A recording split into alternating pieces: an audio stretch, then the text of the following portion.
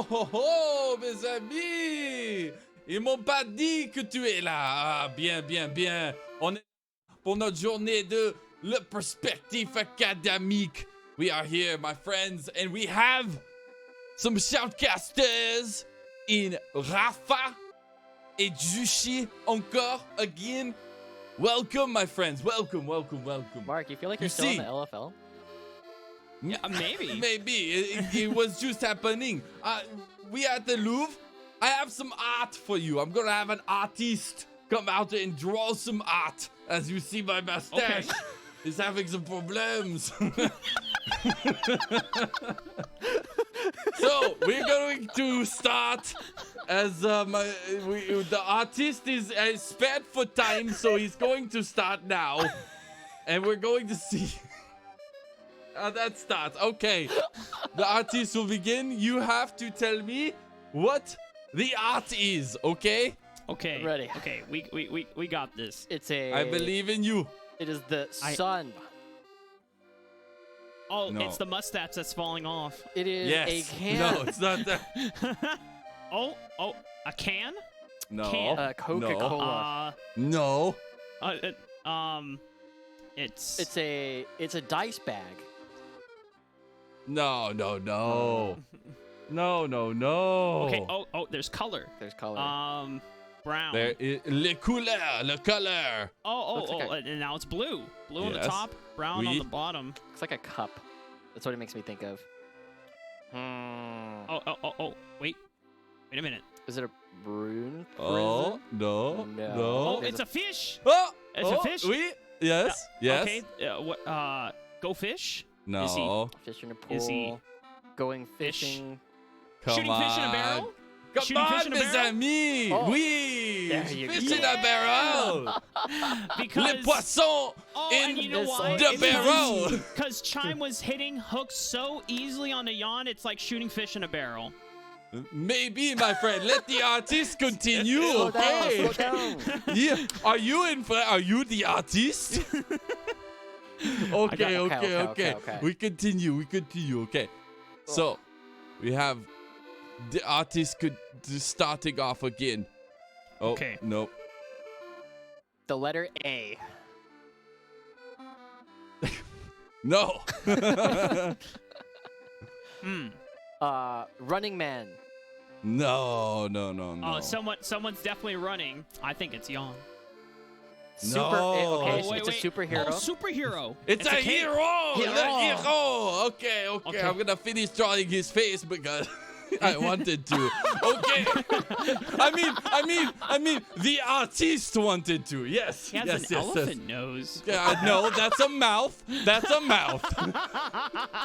Okay.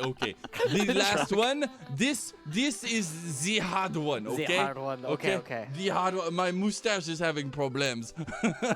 All right. You cannot see. This one is the hard one. Okay. I believe in you guys, and we're going to start. Okay. I'm here for it. Pickle Rick. Bush. Okay, you got the first part. See, the artist is so good. Okay. Yeah, it's a Yes. bush. Yes. They're in the jungle. Yes. They're almost. Almost. A box in the grass. No. Snake. Chomp. No. Oh. A Is that a trap? chomper? Is that a trap? No. Is it a ward? No. There's another one. Another bush. The quality is dropping because we have to make multiples. Okay. Okay. So there's a lot of bush. Moses? Yes. No. They're not on fire, Mark. Oh yeah. My bad. What is that? I'm trying to think of what that could be in the brush, but it looks like a very Blitzcrank. angry. No. Oh, It's not Blitzcrank. Oh, that's It's Come on, Zhao? it's this. It's this. It's this. My What is friends, I this? believe in you. Is this Twinmel's room? There is no. No. There's no Timons again. There's- The artist is getting tired. All right. So I'm going to give it to you. chimes, my friend, because Chime is the guy, okay? He is the hero. He is the man. He was hooking people like fish in a barrel. Yeah. And his name is Chime. And he's not a bot player, okay? Oui, artiste. L'artiste est fini, c'est bien. Thank you, my friends. Okay, now, that was Le Perspective Academique. It is lunchtime, so I'm going to have my baguette. Au revoir, mes amis. Before you go, Oui. you say it's lunchtime. Oh, he's already gone. Nope. No. Oh. Go eat. Go eat. We will see you in a second. I gotta say, Mark, this is the thing about modern art. I don't always get it. I will admit there's a lot of impressionist stuff going on. I definitely thought that the bard was a Zinjao. Because he's got like the long ponytail. Oh, yeah. But I was like, what is he doing? Is he like doing a dance motion here when he's going, yeah, like this, and then he had the spear thing. He's just got a hungering for some chimes. Well, there's a rumbly in his tumblies. I couldn't tell if it was a chime or not. I'm looking at it. It's like, I mean, is this a is this a snack? Bard is this a mousetrap? Images. What do we see? Okay. Are you looking it up? I am looking it up. I can see it. I guess it's got all the little if it sparklies on it. Boop, boop, boop, boop, if it was more round. Where did our actual host go? Where's Mazel? Is he back? Is he here? Mazel. It's a very, I heard something about lunch, and I just really wanted to get some lunch. I tried to reach out to Rami, but he was busy, so I just wasn't able to. I don't know what you think about that, Robin. Okay, I like that you're matching with us, or at least pretty close. That's what I was thinking. As soon as I saw you guys, I was like, "Hey, we're all. I just need to go one more down to match Rafa. We all have to." We have to get the game going. And imagine if we had 2 more people. We could have started a band or something. Maybe write some songs about Jane. No way. I think that's too far off the deep end. Anyways, off the deep end, Golden Guardians giving a nice welcome back to Ayla. We gotta say. Is that what we're calling it? A warm welcome? That didn't seem really warm to me. That seemed cold and brutal. Well, it was blazing fast, so in that regard, it definitely was pretty warm. And man, hot welcome. I don't know. It really looked like Chime was kind of on another level. The number of hooks he missed, like, I made fun of him for missing the very first hook and messing up their level 1. But after that, I don't think I saw him miss another hook. Right, the entire rest of the game, constantly finding people out, creating so much pressure, and Jan in particular. Again, like, gotta be careful whose girl you take out to Valentine's, man. That is not okay. We're gonna need to get some background research on that. Make sure the stories are accurate. Yeah, I just think, like, from the get-go, at first, right, the first little bit of the game, it was really contested. It was like, oh my god, this game is crazy. Like, it's all over the place. We were like 3-3 kills all over the place.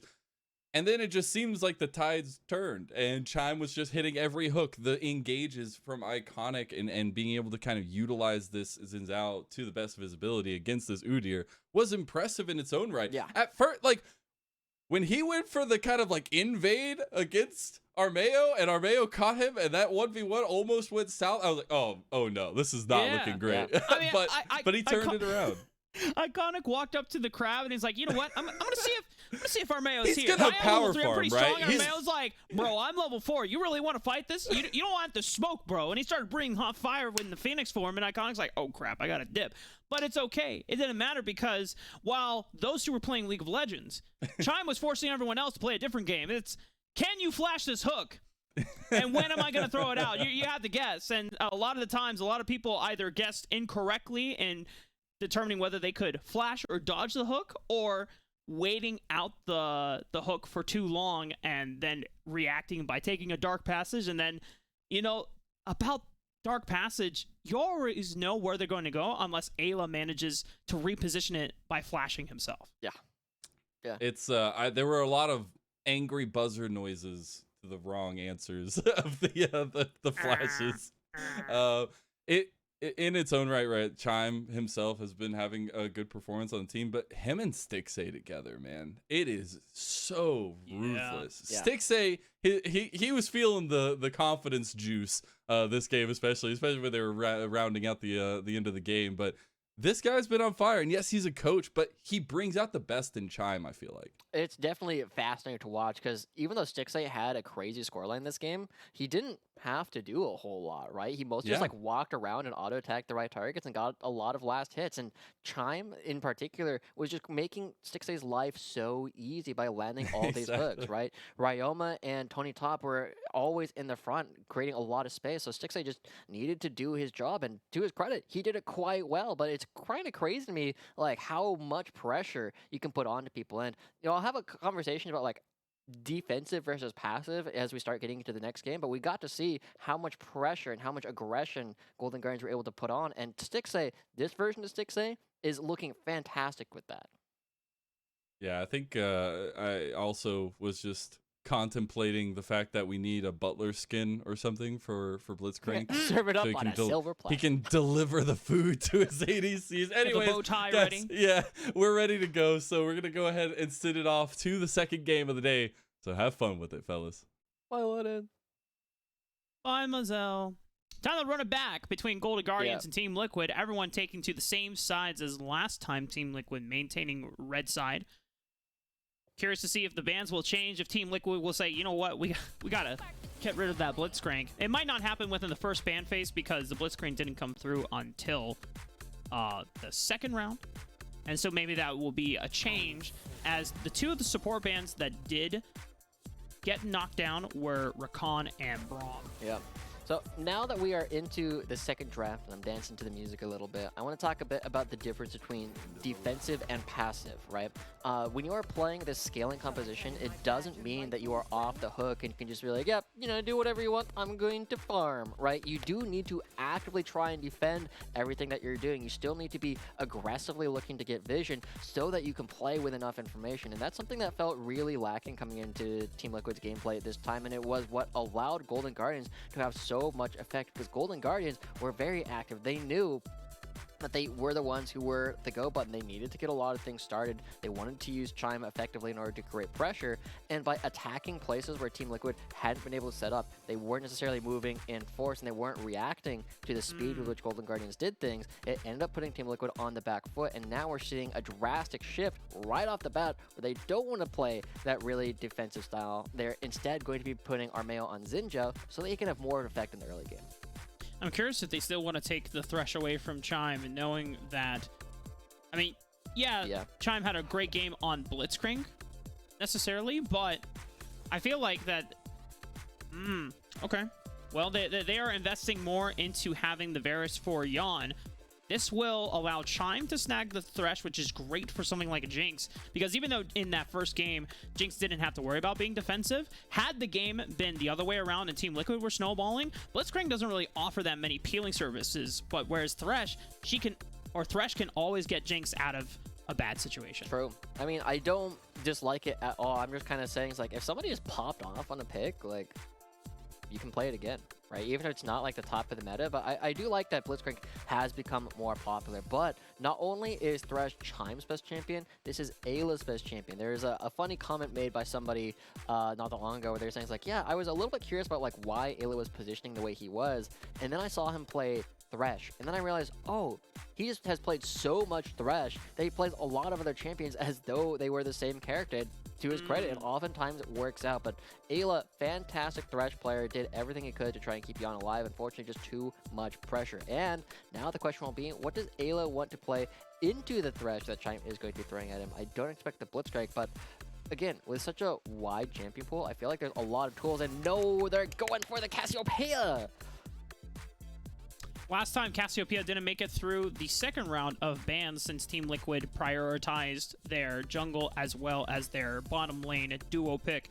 But having this Cassiopeia snagged before she gets nixed by the second round of ban phases, this will open up Ayla to potentially being focused down in support, but I'm assuming that Team Liquid just have the confidence to say, you know what, we don't care if they ban two champions, Ayla will still have something to pair up with this Varus.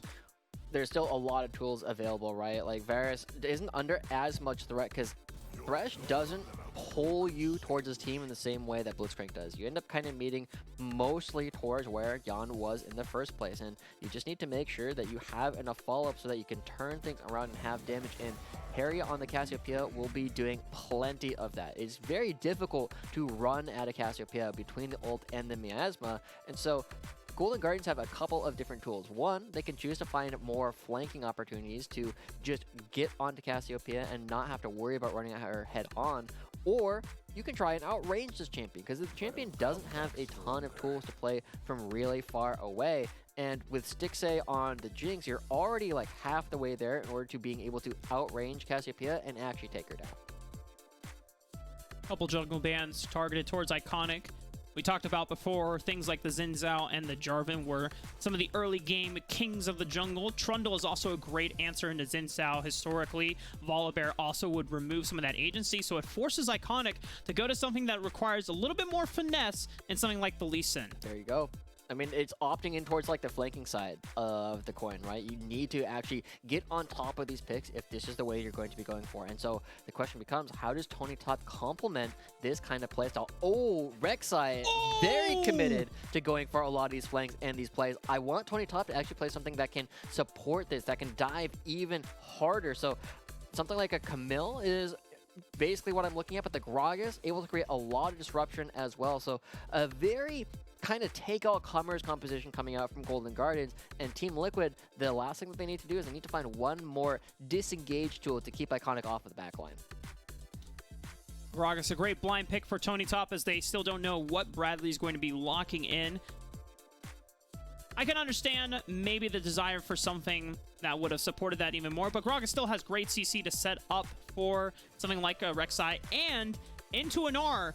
You know, the Gnar has the range matchup into the Gragas, but you more than anyone, Josh, knows how squishy and how volatile a Gnar matchup can be when he's in mini form and the wave is stacked on top of him. Yeah, this is also a matchup that I was very surprised. I think it was Darshan that I was saying, like, I'm not sure you want to be playing this a whole lot, but it is one of those things where there's a lot of skill expression on Gnar. There's a lot of cool things you can do with this champion, and you can outplay a lot of different matchups. But the problem is, it is very difficult for Bradley to outplay Rek'Sai, right? You only really have one chance. If you get knocked up by the Rek'Sai, you take so much damage as mini Gnar, and then you just follow after the hop after level 6 with Iconic's ultimate. So Bradley definitely very attackable right now for the members of Golden Guardians. And again, we have to see Team Liquid come in with a defensive, not a passive kind of playstyle in order to resist some of the early power that Iconic has had with champions like this one.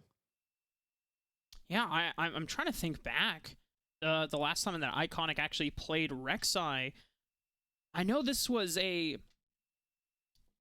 it must have been during the early collegiate days when he first came onto the starting roster of Maryville University, taking over after their previous jungler had graduated and moved on to a coaching position for the Maryville squad, because it's been a long time, and so far no one else in at least Academy has played the Rek'Sai apart from Rosethorn. Yeah, this was kind of just like a Rosethorn special, but the fact that they're changing up and indexing further into the snowball and the volatility of something like a Rek'Sai versus the flexibility of another early game jungler, then Golden Guardians are completely all in on saying, hey, we're going to smash you in the first 10 minutes.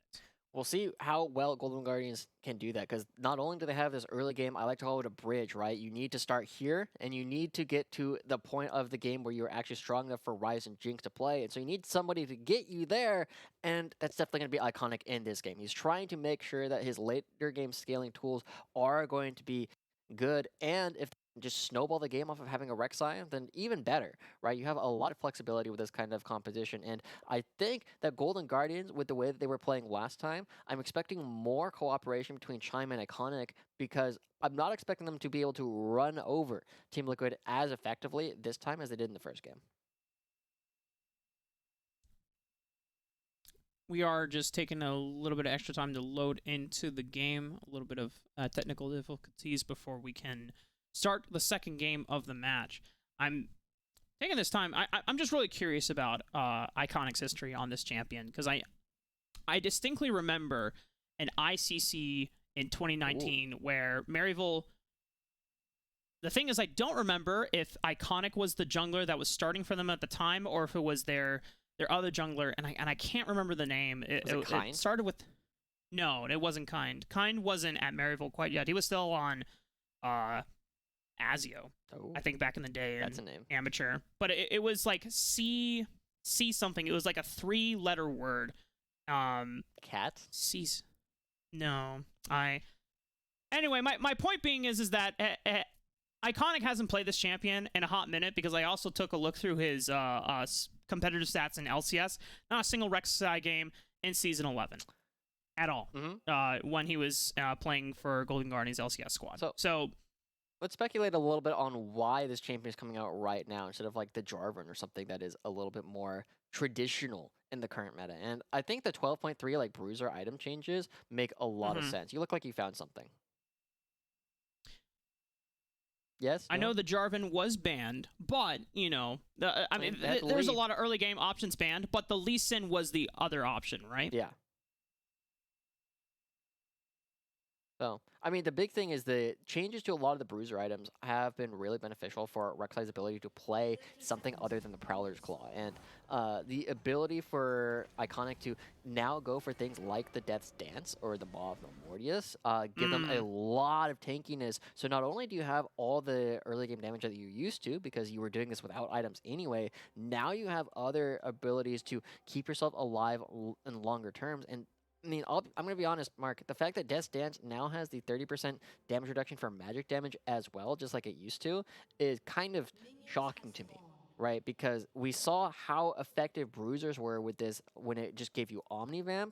Now, the only thing that's different is you need to get that first kill. Like, once you get that first kill and you reset, you get as much healing as you would off of the Omnivamp in the first place, and it creates a lot of pressure on everybody else. And Iconic can keep himself alive for so long, and once they get their first kill, not only do they reset Iconic, but they also get to reset Stixxay. And I'm expecting a lot of tankiness to be coming through for the side of Golden Guardians this game.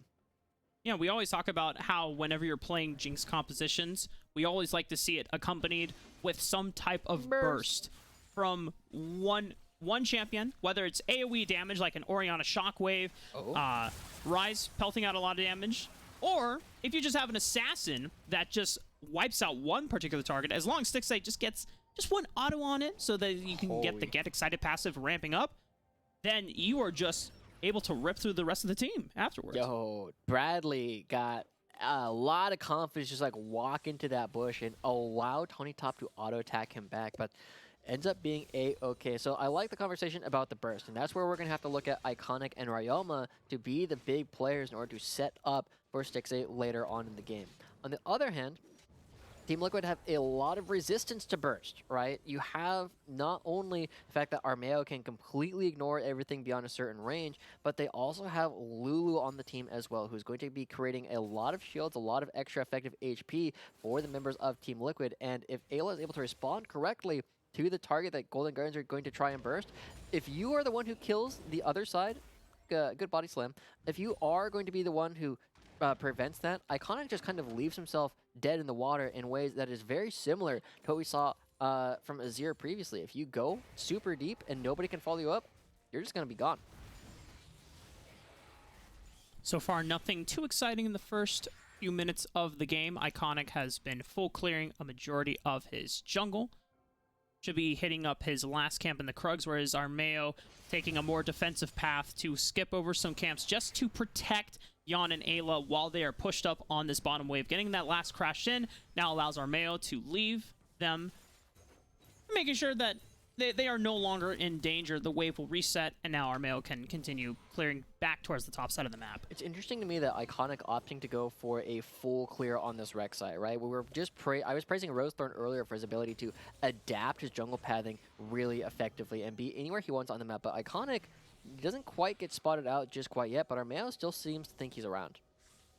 You can definitely get a flash out of Harry. There's a flash forward from Ryoma, and it's easy for Iconic to follow up. First blood to Golden Guardians once again. This is what we were talking about, right? Armeo thought he was creating enough pressure to save his bottom side, but Iconic mixing it up, going instead towards the mid lane to create pressure somewhere else on the map. And great flash from Ryoma, making sure that Harry can't really do anything, because once you're locked down, you don't have any tools, you don't have any more dashers. It's super easy for Iconic to just get that first knock-up and have enough damage to take you down basically on his own.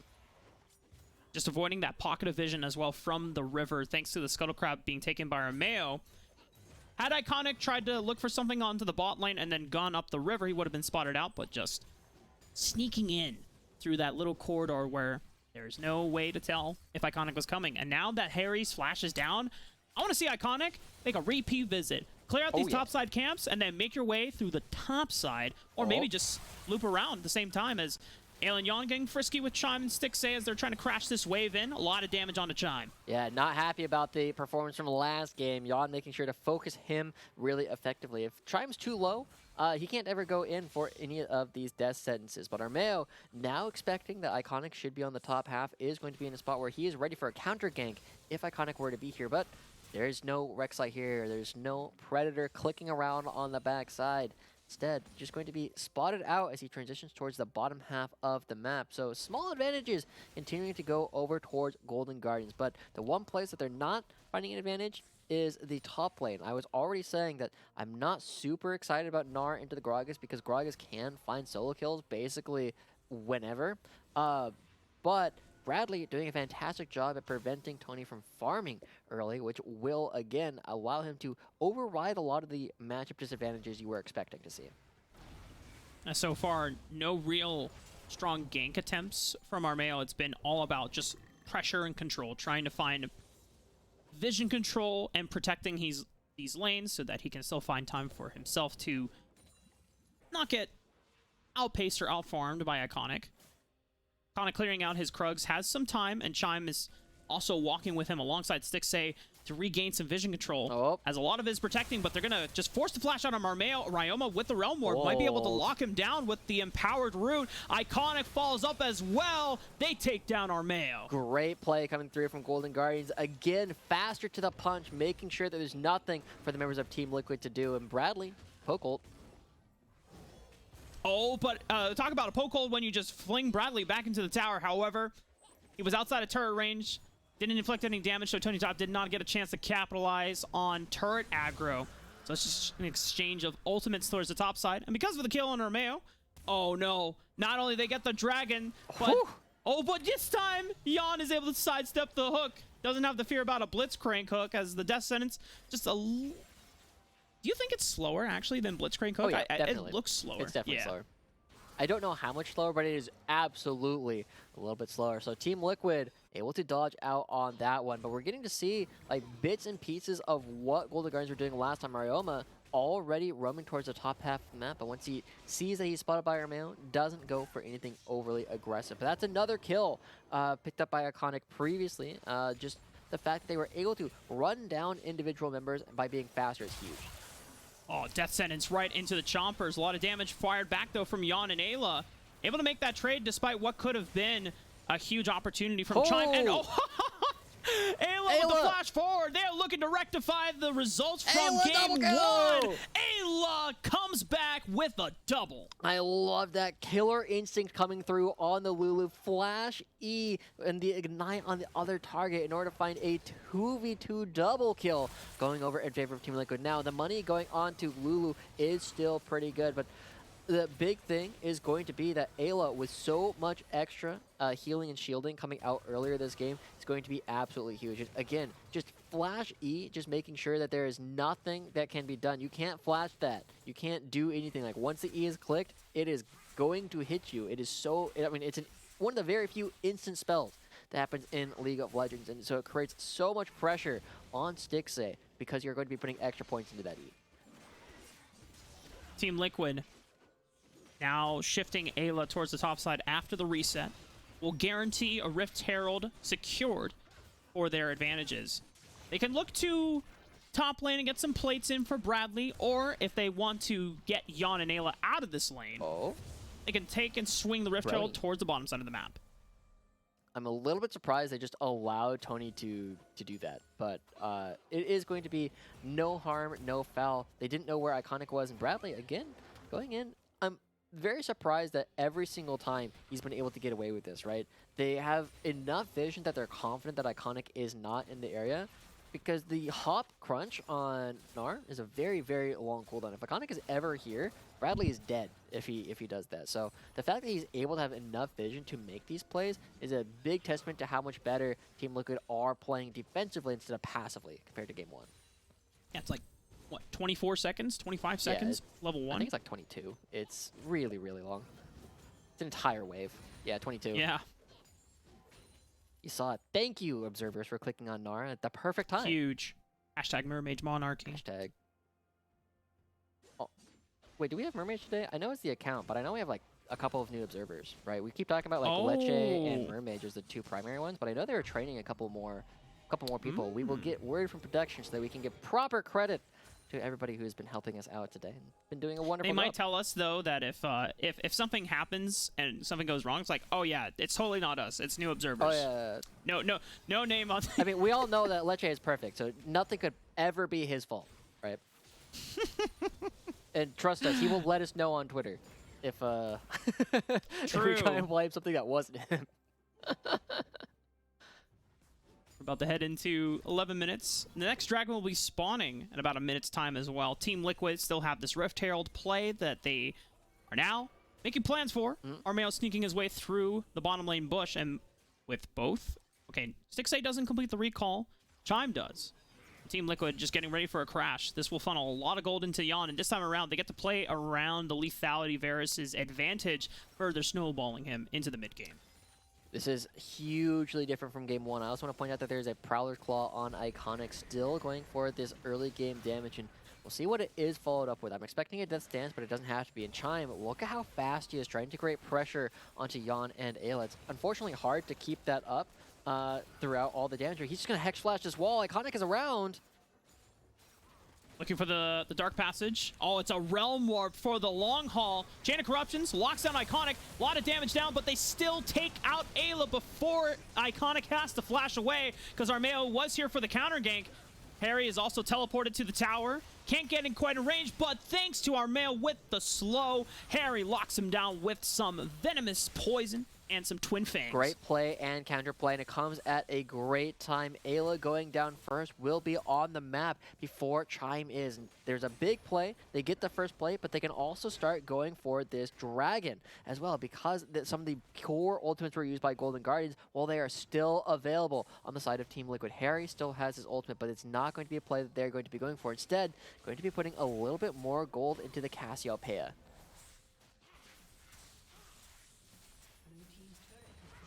Dragon is still up, but because Team Liquid didn't have all their members quite ready to assemble for it, they can't be in position. Ayla is catching midway farm, just making sure that it doesn't go to waste. And Golden Guardians, oh no, oh no, oh no. Harry still has flash, so he can dodge out if the situation gets a little too sticky, but Team Liquid are able to counteract. Ayla roams on over. Iconic and Chime, remember, both of them did not have flash, so they cannot commit, because it would be a one-way ticket in, and the dragon will be secured for Team Liquid. Now, our audience didn't get to see all of that, but do note that 6-8 does stop the bet coming in from Harry, because we were jumping into a replay of our previous fight. But it does mean that Team Liquid, because they are on the scene first, I talk about this a lot, making sure that you have the priority, you have the tempo to force your opponents to take unfavorable engagements, just means that Golden Guardians is going to be giving up this dragon. But the game, right, we talked about the bridge that Iconic was trying to make, and now that we're checking in, they are not coming into this game with a large deficit, which might be enough for the members of Golden Guardians to take this game a little bit later, but they are going to be a little bit weaker right now, because Yon, with the lethality style build, should be able to poke out a lot of members and create a lot of space for the members of Team Liquid. It's going to be a huge mid-game for Yon as well. This time he will be hitting the Muramana before the game ends. However, Bradley, he's super dead. Getting pelted back. Yeah, he could flash, but there's still no way that he would get out, so gonna hold on to it. Golden Guardians locks him down. It won't be able to get every single plate off of this tower, as it's about to run out in 10 seconds, but they will be able to manage 2 for sure, maybe 3. They might get this whole turret because the plates are falling off and it loses all the resistances. That's a lot of pressure that they're going to be putting on. But we also got to see a little bit of why this matchup is so difficult for Gnar. You notice that they were going for a full-on trade, basically an all-in, and Bradley took Tony Top to half HP. Right, it is so difficult for Gnar to actually do damage to this member. I know he's probably going to build Divine Sunder, and I'm going to preemptively tell people don't do that. Divine Sunder, it kind of sucks on Gnar, but now they're going for a fight on Tony. Tony Top still has Flash if he needs to get out, but Petrifying Gaze and the slow and the root Okay, from Armeo locks him down far enough. The Flash doesn't even matter, and Bradley coming back for vengeance, teleporting into the red side jungle. Just will push everyone out. Ryoma, oh, you better run, buddy. A little too far forward. Phase Rush movement speed is great, but Bradley also has movement speed of his own thanks to that hyper passive.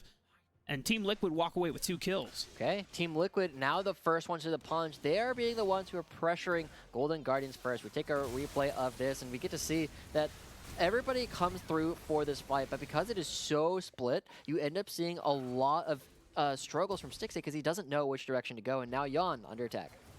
But this time Yon is able to sidestep the hook. However, you can't sidestep a point-and-click root. Iconic gets enough damage out thanks to the Prowler's Claw amplification damage into the Void Rush. Team Liquid do lose out on Yon, but Golden Guardians aren't able to really take this lead and take any objectives off of the kill. True, it is just a kill, but crucially, it's more than a kill mark. It is a flash they picked up from Yon. Remember, Yon was having a lot of trouble dodging out from hooks from Chime in game 1, and now, with no flash, Varus has no other mobility. That's a very easy target for the next game. Oh my god, poor Harry. The life of having no mana. The life of a mage. Well, he got there eventually. He eventually does it, but now he will have a bit more mana. But the big thing is Yon suddenly a huge target for the members of Golden Guardians. It's very obvious that he flashed, and suddenly you have the dive tools to knock him out of position with Tony Top, take him down with Iconic, and once you get that first kill, Stixxay again looking for that first reset in order to really beat down the rest of the team.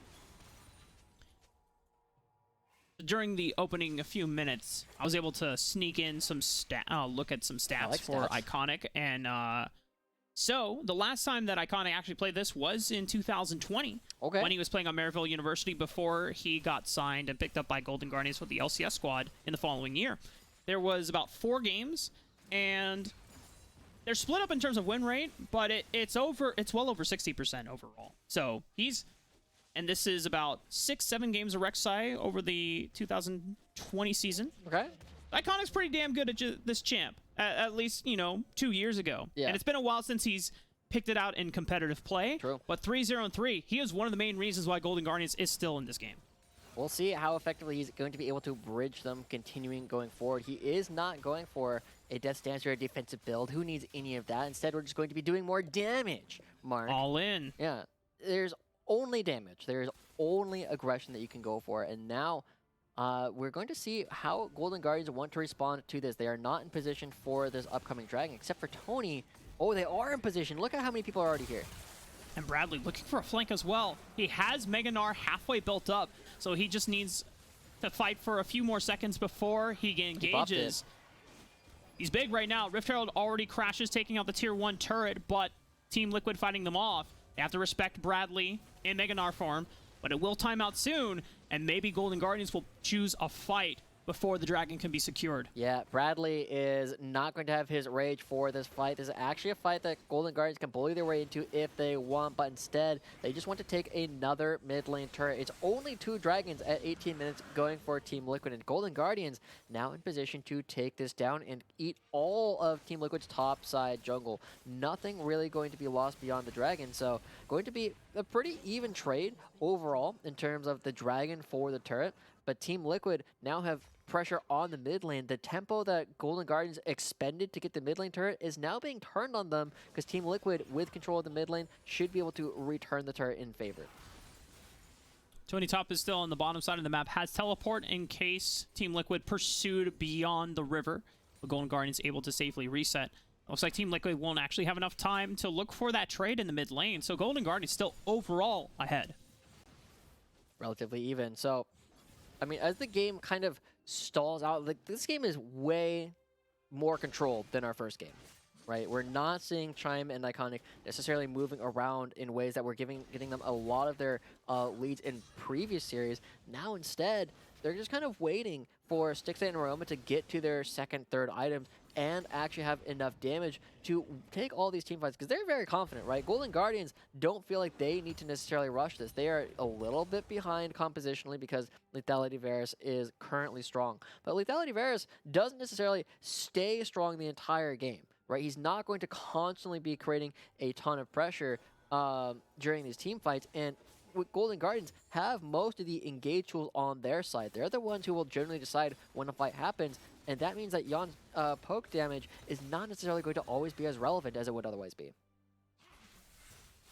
A little bit of a window on that before you eventually do get out DPS'd by something like a Jinx.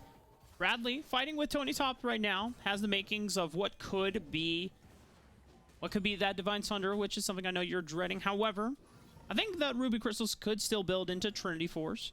Yeah. I mean, pro players don't do that, but Bradley's dead. LFL does it. However, Bradley, can he get out of this one? This is a lot of people, but he does a good job of clearing the wave.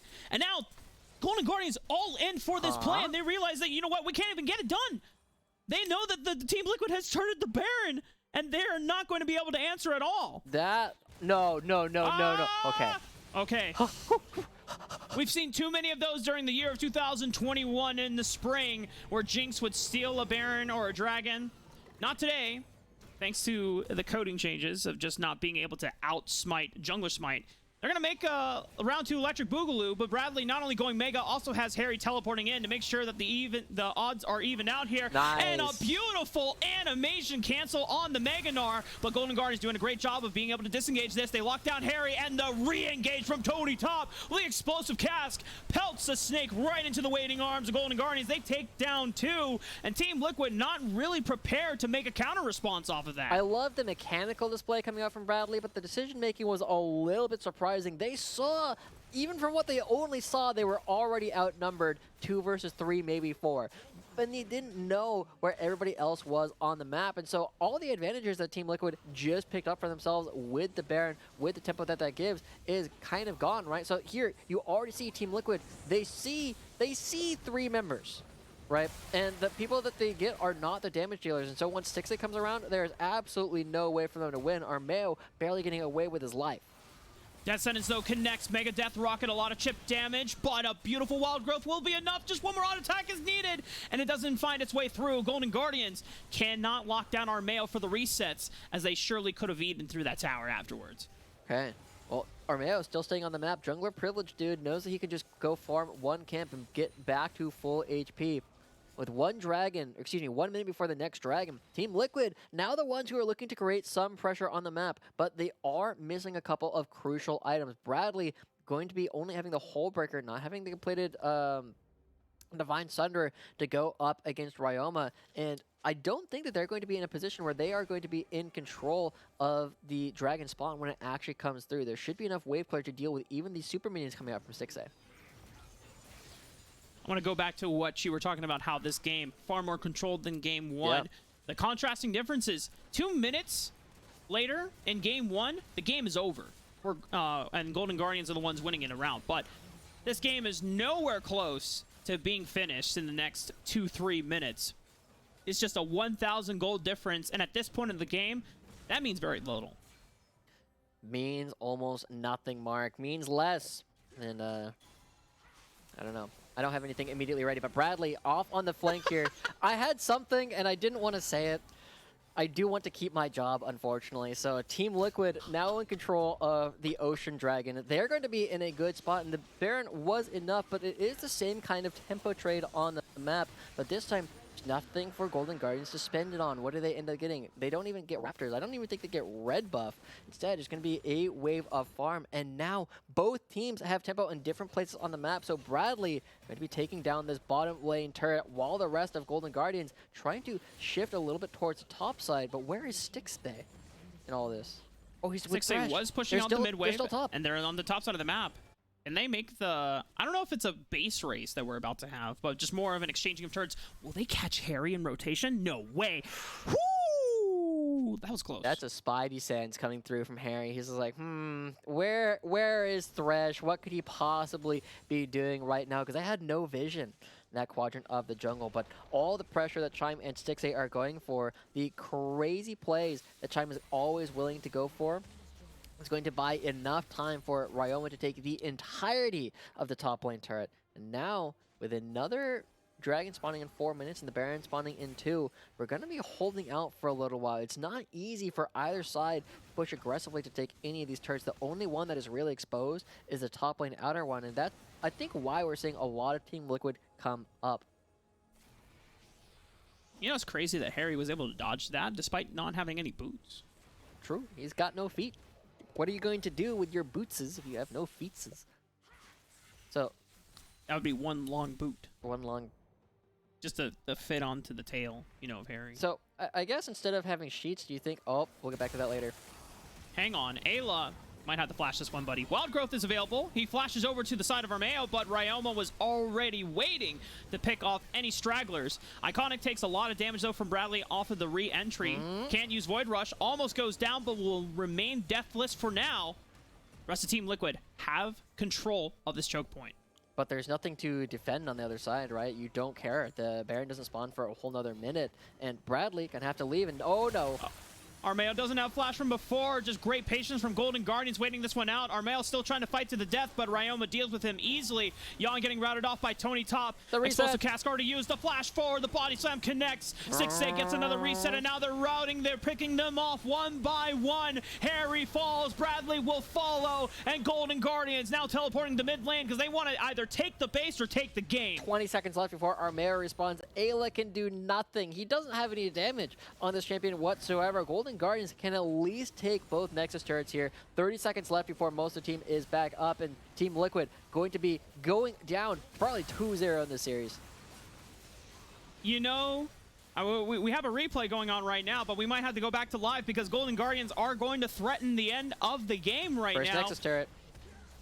Armeo gets the Wild Growth for the knock-up AoE, tries to sustain it as long as possible. Golden Guardians, even though they're a minute late, they are still somehow ending the game very relatively early on against Team Liquid. Stixay finds a double into a triple, and that is a sweep for Golden Guardians. There it is. Golden Guardians continuing to find these wins against teams once they bring their full roster in. We saw it up against Cloud9. We're seeing it now against Team Liquid, and honestly, we gotta say, this was a pretty expected result. Golden Guardians looking so strong across the board. Chime having an absolutely insane game one, and then the second game much more controlled, where everybody was just able to kind of step up, and the decision making that they had allowing them to win out. But that's what we were looking at. We were saying that Team Liquid, even with Ayla, they were probably going to look a little bit better, but their problems are not solved yet. They need to have a little bit more time to drill with the squad before they're ready to take on the top of the table teams.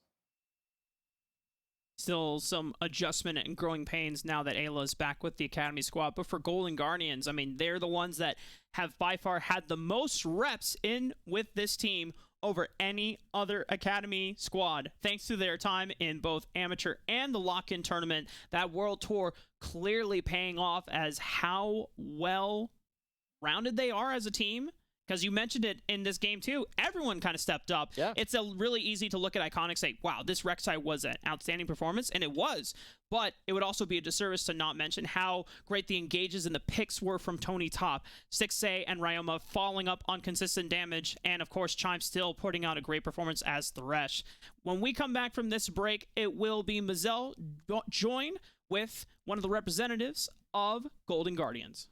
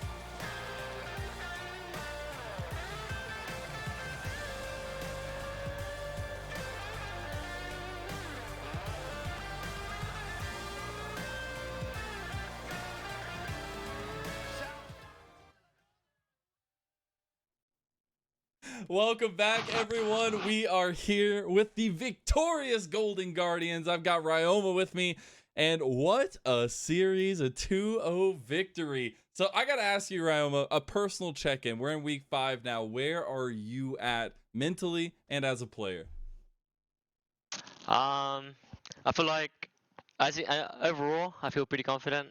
I feel like our team, at least, we're just showing really good like qualities, I guess, and I think it just shows as matches go on, it just shows. It definitely does, especially days like today. Giving Ayla a nice warm welcome for sure. I gotta ask you though, in a 1v1 style basis, or I guess a matchup style basis, how was facing up against Harry today? Harry's always fun to verse. Probably up there with the other mid laners, I guess. I guess overall, I mean, he's kind of like, I guess, probably one of the top ones in academy at least. So, always fun to verse him. That leads into my next question then. What do you feel like the mid challengers are like right now? How do you feel like your competition is? I mean, I'll be pretty honest. Now that JoJo's not here this time, I feel like it's a lot easier. And with that being said, then, I mean, it should be pretty easy. All right, pretty easy. JoJo's gone. It's time for Ryoma. I love it. I love it, man. Coming from 100 Thieves, Story Developmental Org, it was the first organization you were a part of coming into NA as well. And going into Golden Guardians, what has been the biggest difference between the organizations for you as a player? Honestly, I wouldn't say there's like too much. I'm just trying to play in the game, and I like, when I'm just being supported, and that's about it. That's all I need.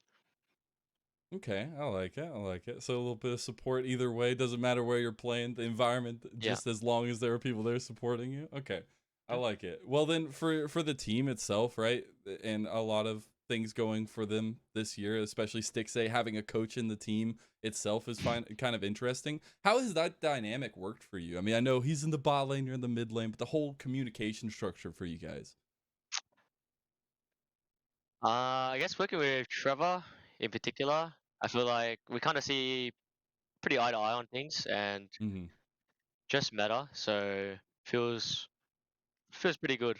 I mean, as you can see, he's always getting pretty fed every game, so I just feel like it's just a connection, I guess. There you go. It's the mind meld going on there. The whole team as all, like, you guys were all popping off today. It was incredible to see Chime lock down game number 1 on the Blitzcrank, but it feels like you guys thrive off of confidence and especially momentum. Do you feel like that as well? Yeah, I'd say we're a pretty emotional team. I'd say myself, I'm pretty emotional. I just want to win, so I'll do whatever it takes, and it's really good because I think everyone played their part today, and that was a really good thing to see. Like, I thought Tony played really well, and Ethan's, he kind of fucking smurfed on the Rek'Sai, and Chime, he was fucking landing hooks, so it makes my job easier, and Trevor was just fragging people, so it made my job a lot easier. I love it, man. I love it. I love to hear that kind of, I hear the kind of happiness behind your voice, and it makes me happy. So it's always nice. I want to give you one last moment here. Do you got any shout outs? Anybody you want to talk about? Anybody you want to call out here before we let you go? I guess just shout out to my friends and fans who still support me. It's been quite a journey, so I'll keep moving forward and keep making sure we win. Thank you so much, Ryan. It was a pleasure getting to speak with you, man, and have a wonderful rest of your day. Thank you. You too. Alrighty, everyone. That is it for our interview. We're going to go ahead and send it away to a little break, but we'll get ready for our second series of the day when we come back.